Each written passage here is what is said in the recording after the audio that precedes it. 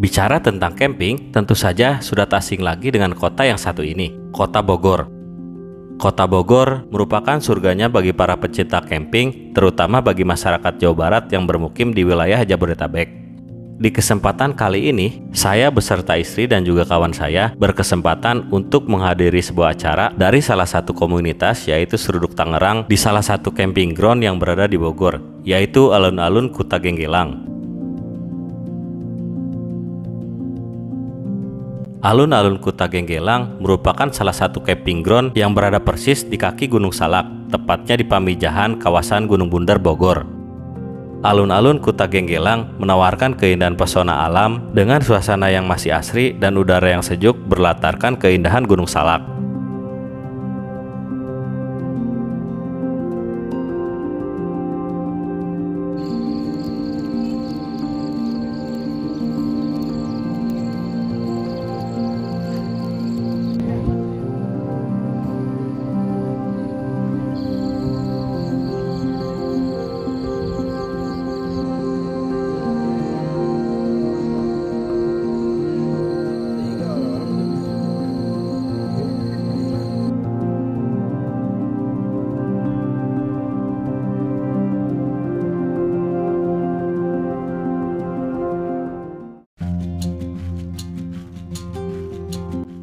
Untuk menuju alun-alun Kuta Genggelang, perjalanan kami mulai dari base camp pendakian Gunung Butik, ditemani oleh istri saya, Tegar, Mas Ari, dan juga Kang Adai.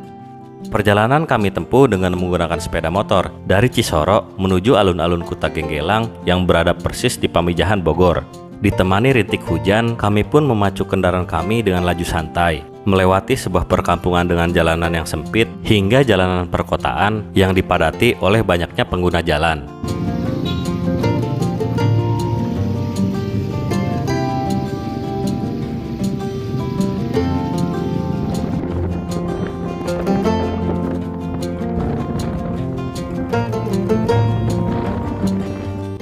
Singkat waktu, kami pun tiba di pintu masuk alun-alun Kuta Genggelang, dan kami pun membayar registrasi sebesar 35.000 per orang berikut parkir kendaraan. Untuk area parkir di alun-alun Kuta Genggelang sangatlah luas, cukup untuk menampung kendaraan roda 2 maupun roda 4. Untuk fasilitas di sini tersedia lumayan banyak, mulai dari warung, toilet yang terbilang sangat bersih, sumber air yang bisa dijadikan tempat untuk mengisi perbekalan air dan berwudu, terdapat juga musola yang memudahkan kita untuk beribadah sholat.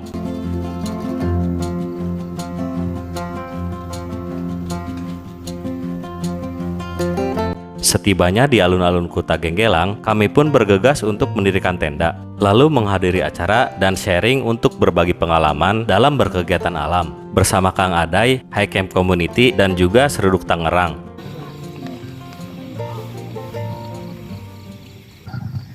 Jadi kalau yang namanya guru di dalam kegiatan alam, entah pun yang berhubungan sama knowledge, itu nggak harus yang tua jadi guru. Karena semua kembali sama jam terbang dan metodenya. Jadi dari pertanyaan yang tadi, saya mulai itu ya SMP 89. Kemudian saya terakhir mendaki itu tahun 95. Ya, 95 stop vakum gitu kan, karena udah ngurus kerja apa segala macam gitu. Nah tiba-tiba ngebet lagi tahun 2018. Ya, jadi dari dulu itu saya pengen, dulu kita janji sama teman-teman, kita kalau punya anak kita ajak ke gunung, ya kan. Nah jadi sampai akhirnya pun pas 2018 saya ajak anak saya naik di Gunung Ciremai gitu ya pertama.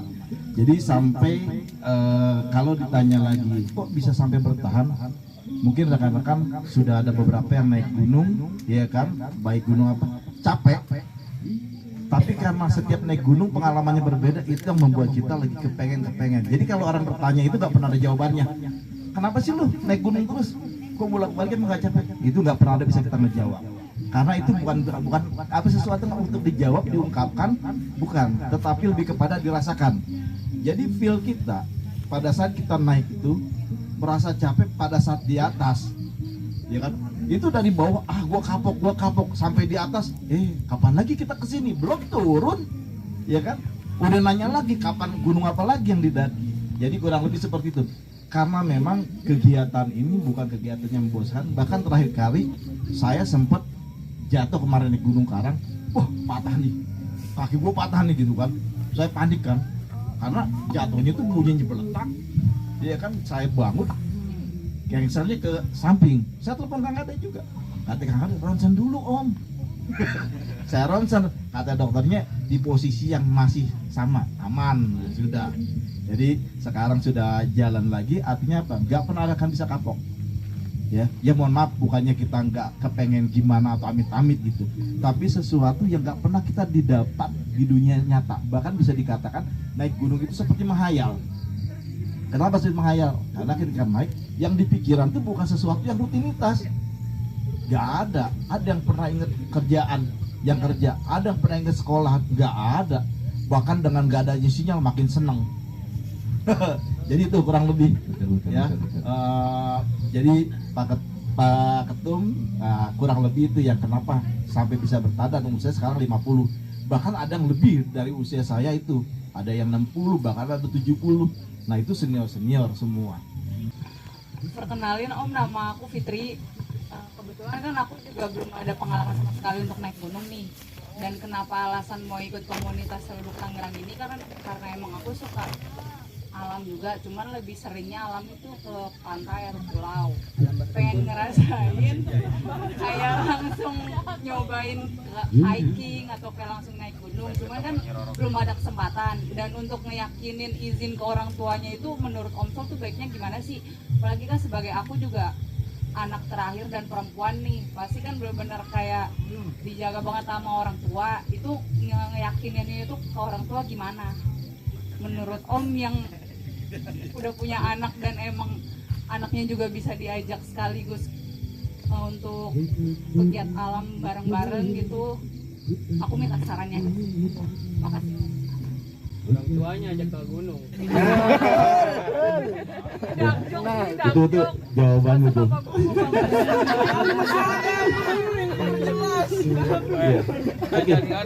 Pertanyaannya dari ini ya, dari gitu ya. Ini sebenarnya kalau dulu sulit meyakinkan orang tua bagaimana bahwa ini saya mau punya kegiatan yang beresiko olahraganya. Kegiatan outdoor beresiko itu lebih sulit. Karena untuk memberikan persepsi kemudian membuat imajinasi orang tua ada itu sulit. Tapi sekarang begitu mudah. Ya kasih aja YouTube.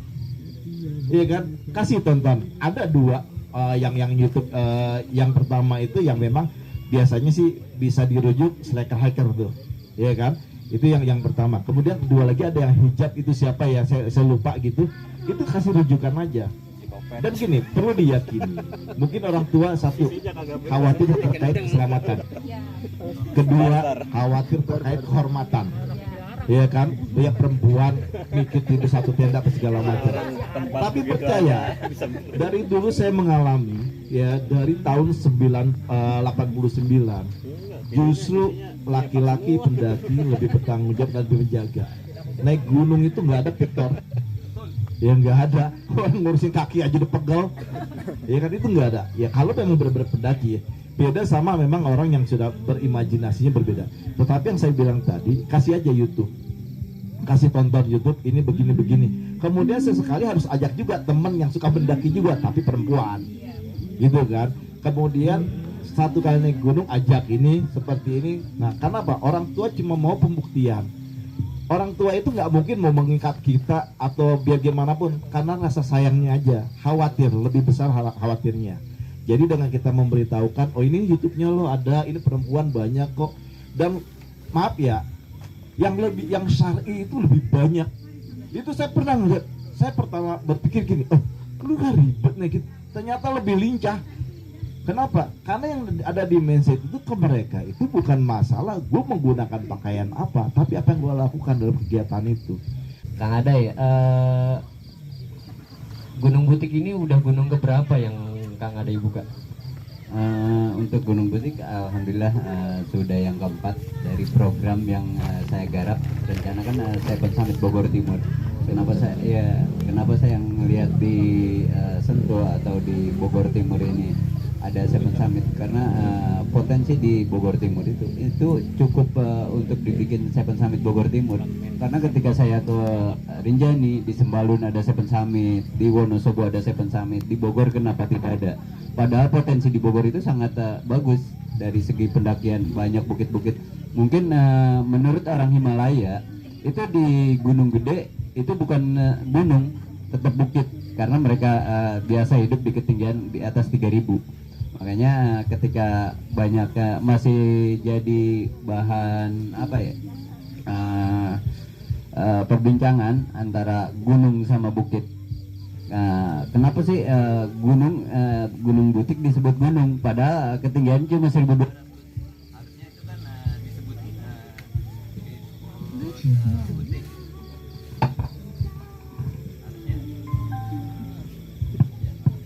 Harusnya dibilangnya bukit, bukan gunung. Kalau menurut ilmu orang kampung, itu setiap yang menonjol, tanah yang menonjol itu dibilangnya gunung. Makanya di ketinggian 1250 mdpl pun tetap dibilangnya gunung, berbeda sama orang Himalaya yang memang biasa dibilang bukit yang di ketinggian 3000 pun. Terus untuk Seven Summit selanjutnya, saya juga mungkin butuh dukungan dari teman-teman yang memang biasa senang tidur di dalam tenda. Makanya kedepannya nanti kita berkolaborasi untuk melanjutkan program yang saya mau garap ini. Cocok tuh Om sama nama acara ini.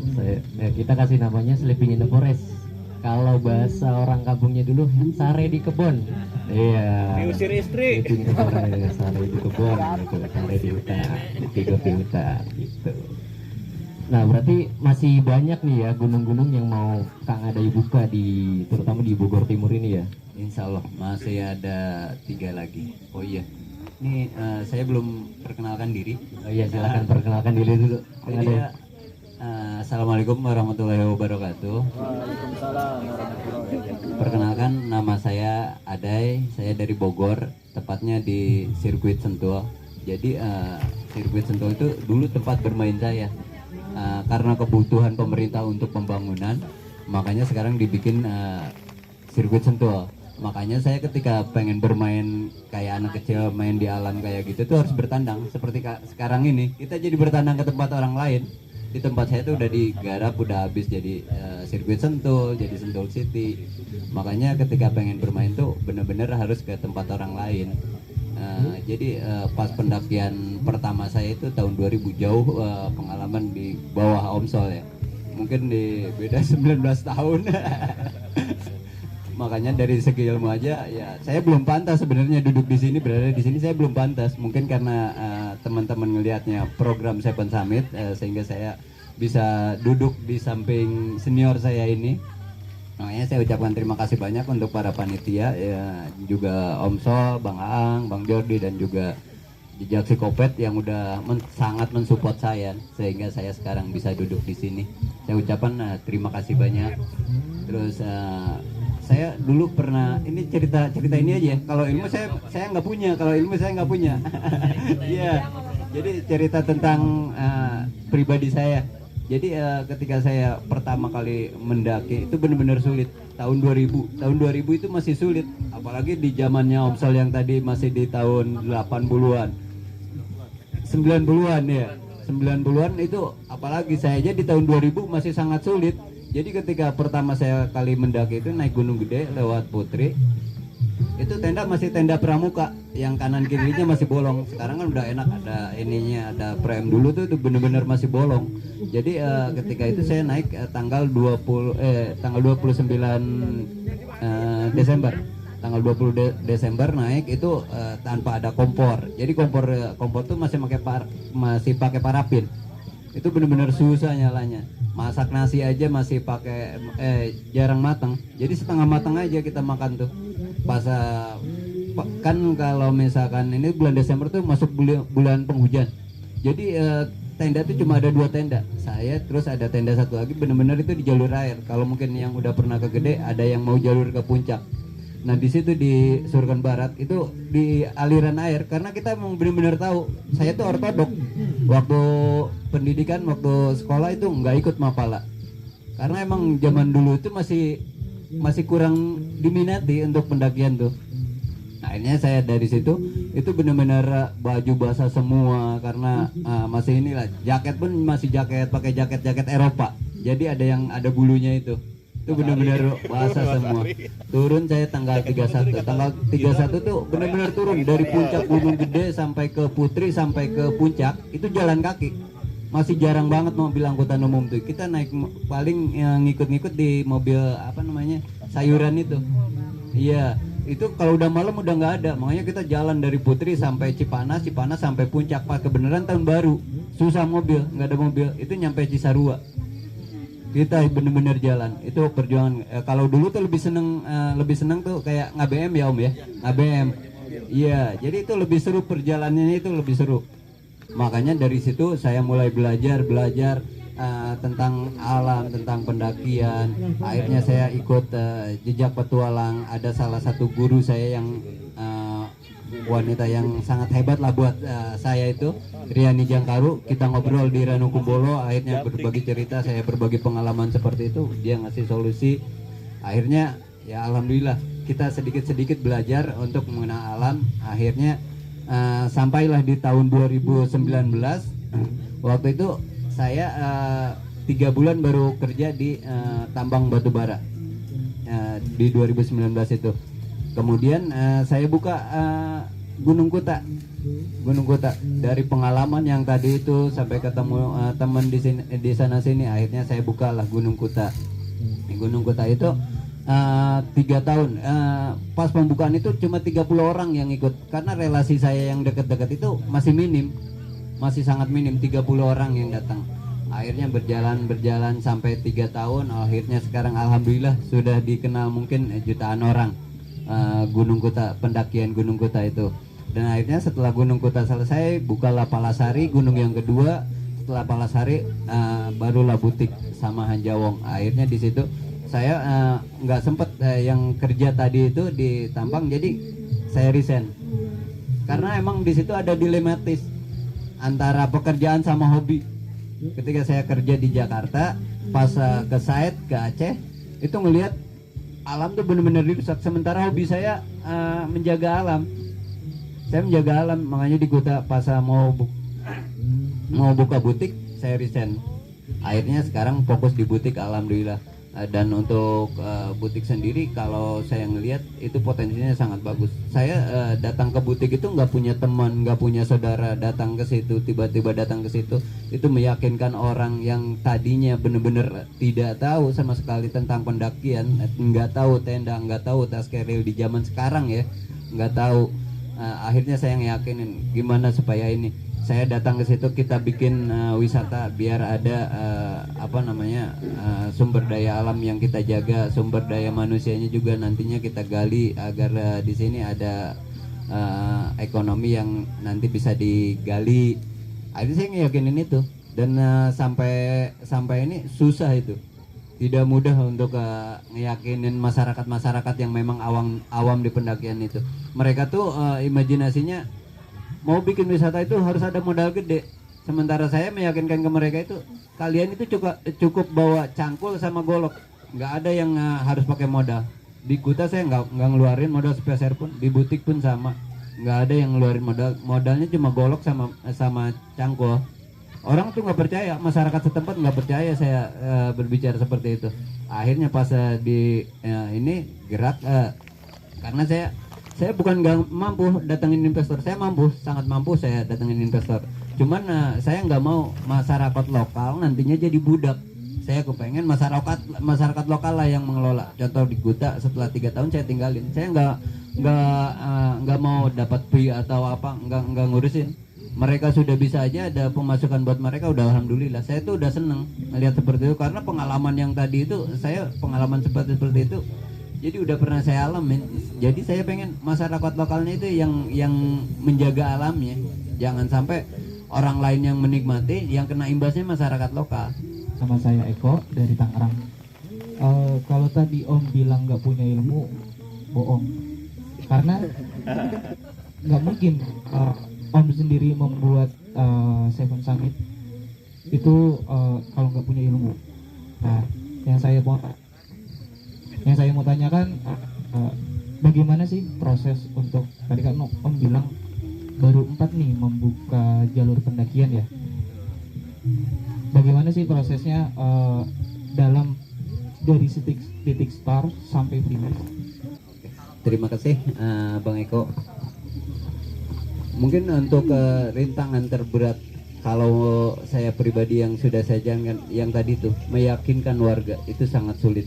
Cuman dengan kita datang ke mereka dengan perlahan atau dengan pendekatan yang meyakinkan mereka agar bisa mereka ikut berpartisipasi menjaga alam, ya kita harus ada feedback buat mereka.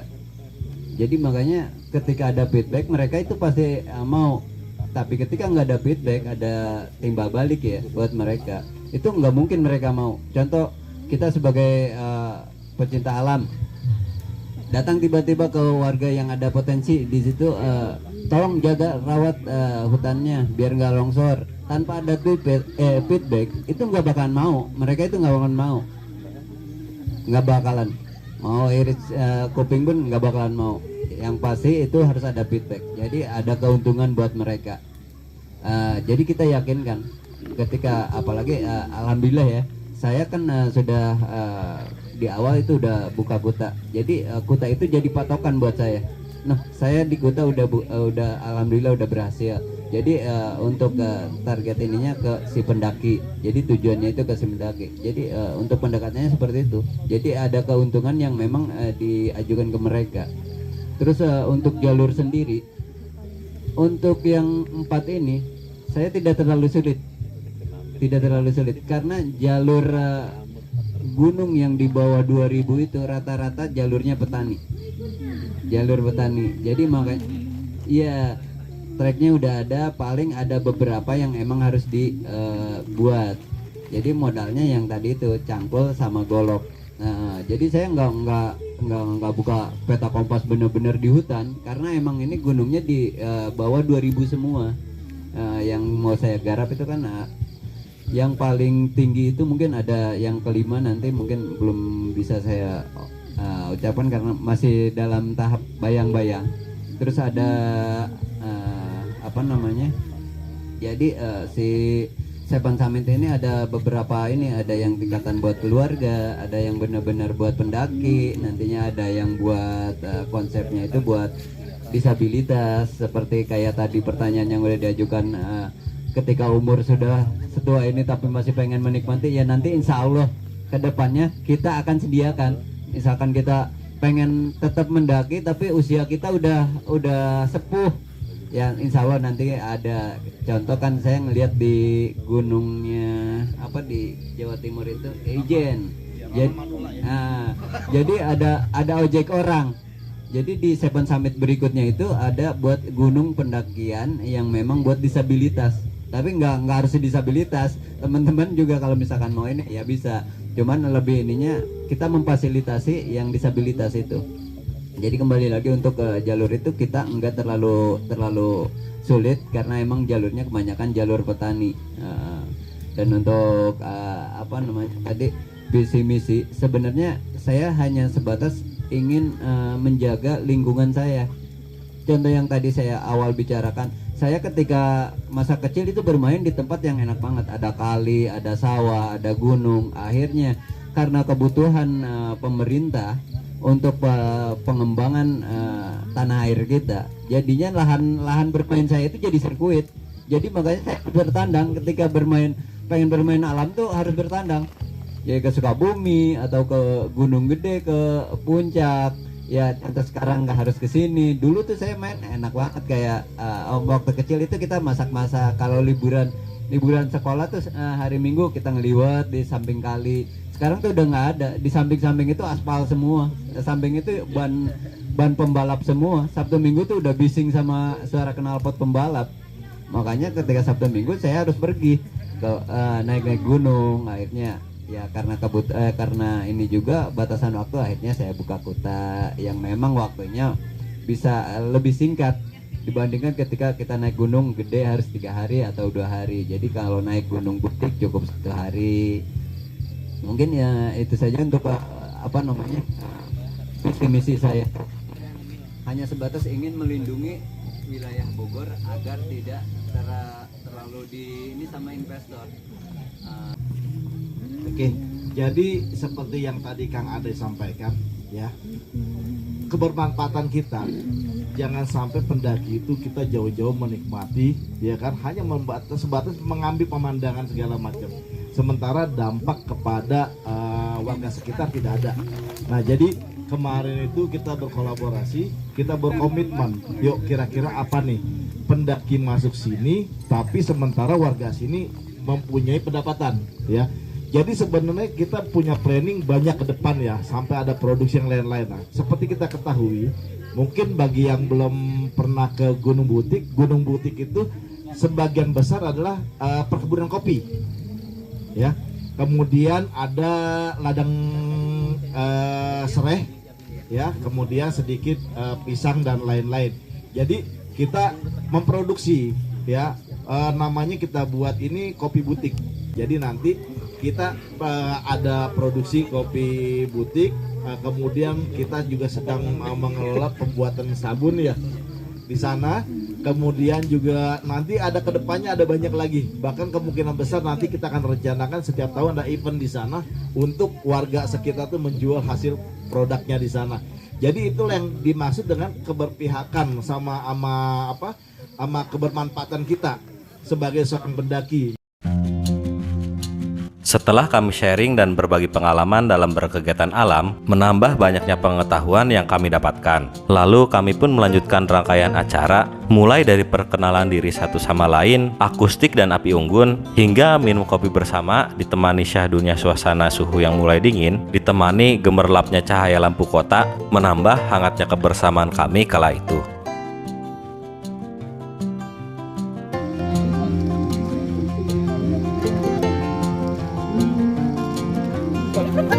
Biar saya udah gerak. Ya udah, gitu aja.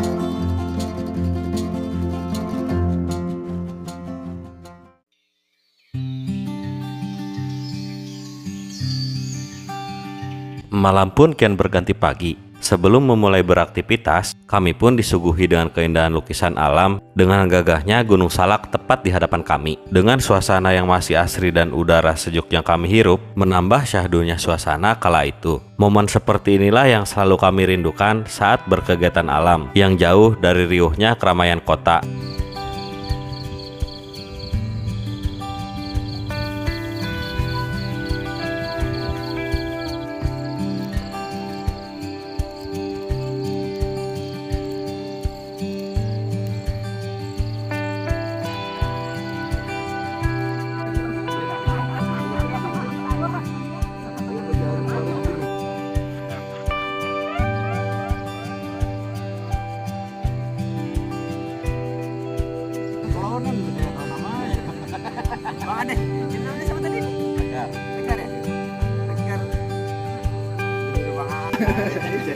Malas pulang. Iyalah, orang biaya hidup lu udah ditanggung. Kan pakai BPJS, Mas.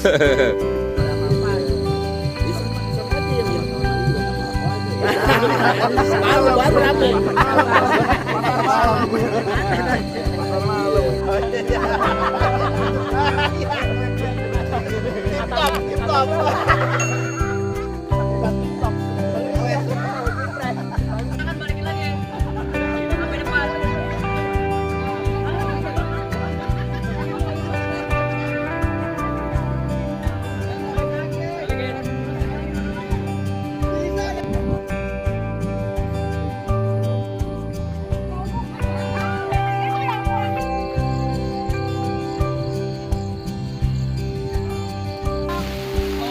Ini ada 13 ada meja putihnya Kanawiyah.